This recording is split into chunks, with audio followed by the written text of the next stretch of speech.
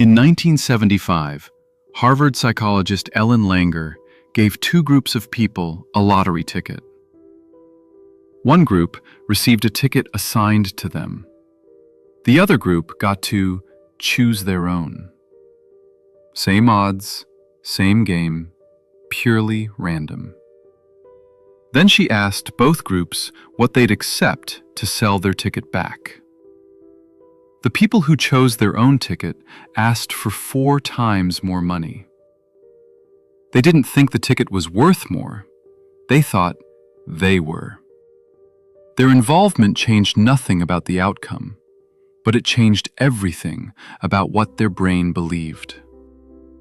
That's the illusion of control. And it's not a quirk. It's running your biggest decisions right now. You see it in investing. You've done the research, read the analysis, picked the stock. And because you chose it, because your hands touched it, it feels different from one someone else recommended. You hold it longer when it drops, not because the data changed, because selling it means admitting the decision was wrong. And the decision was yours. So you wait, and it drops further. And the illusion of control just cost you real money. You see it in how people handle uncertainty.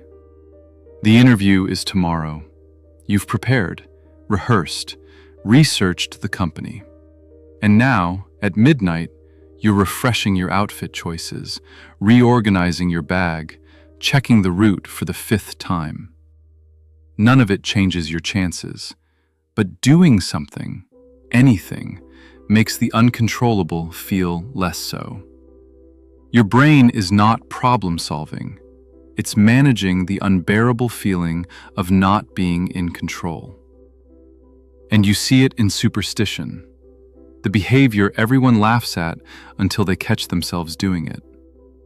The lucky shirt, the specific seat, the way you hold the remote during your team's penalty shootout as if the angle of your grip is a variable in the outcome. It isn't. But the ritual isn't about logic. It's about the brain's refusal to accept that some things are beyond your reach. And the brain will construct a story of control rather than sit with the truth of randomness. Ellen Langer's 1975 paper at Harvard was titled simply, "The Illusion of Control." Published in the Journal of Personality and Social Psychology, one of the most rigorous peer-reviewed journals in the field, it ran 6 separate experiments across 631 adults.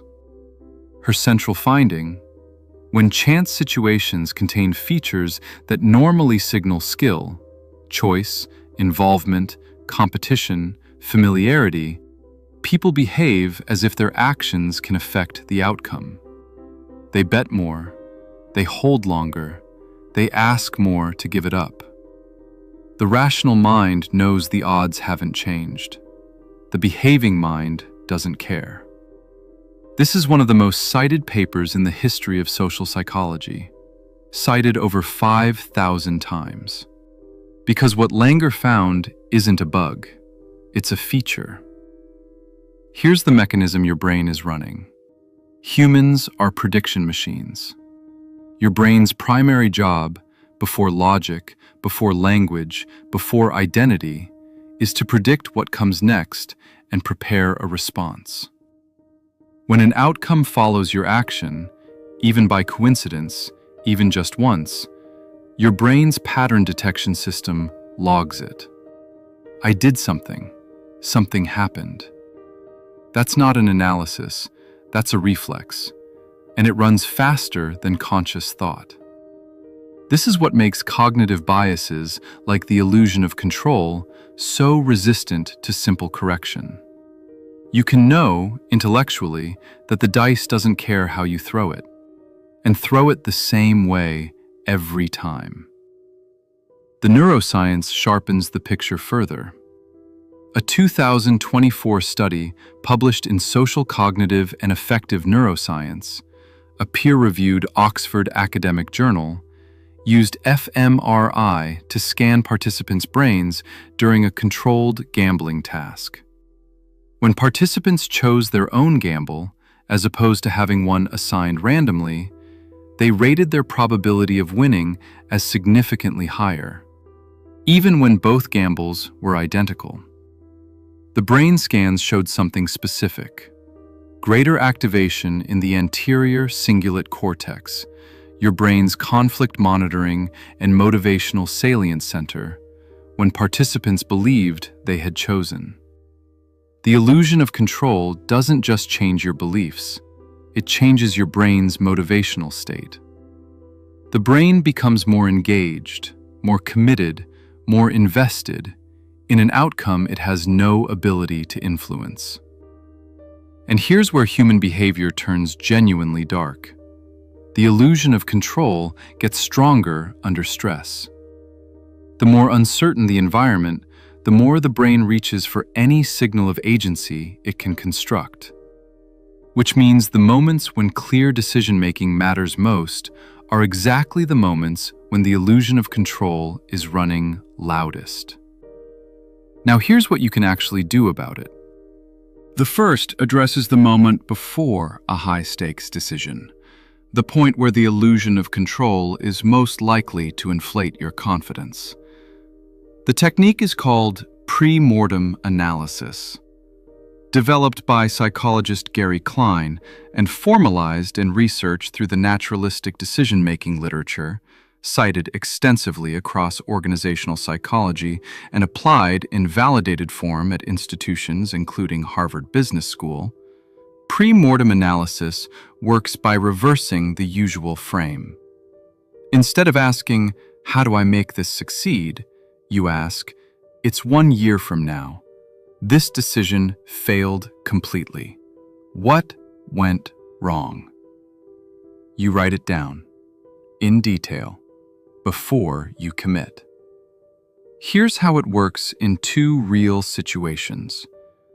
In financial decisions, an investment, a business move, a large purchase, before you finalize, you spend 10 minutes writing the failure scenario. Not to talk yourself out of it, to identify which parts of your confidence are based on skill and which parts are based on the illusion that your involvement makes a random outcome more likely to go your way. The pre-mortem separates the two. In personal decisions under stress, a major life change, a confrontation, a choice you're making while anxious, you write the failure scenario and then ask one question: which of these failures were actually in my control? That single question forces the brain to sort what is genuinely yours to influence from what you were only pretending to control. The second tool addresses the pattern detection reflex, the brain's tendency to see causation in coincidence. The technique is called consider the opposite. Developed by psychologist Charles Lord and colleagues at Stanford University in research published in the Journal of Personality and Social Psychology in 1984 and cited over 1,000 times, consider the opposite is a critical thinking intervention that directly counteracts the brain's confirmation bias and its illusion of control. When you believe your action caused a good outcome, you deliberately generate the counter scenario. What would have happened if I had done nothing? Would the market have moved anyway? Would I have gotten the job regardless of the lucky shirt? You don't do this to punish yourself.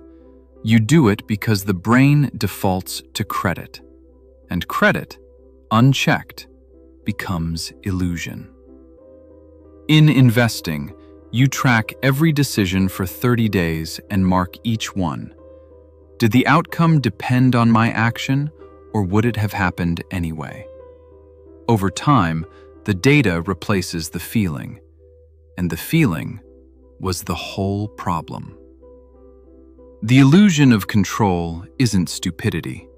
It's what the brain does when the truth of randomness is too heavy to carry.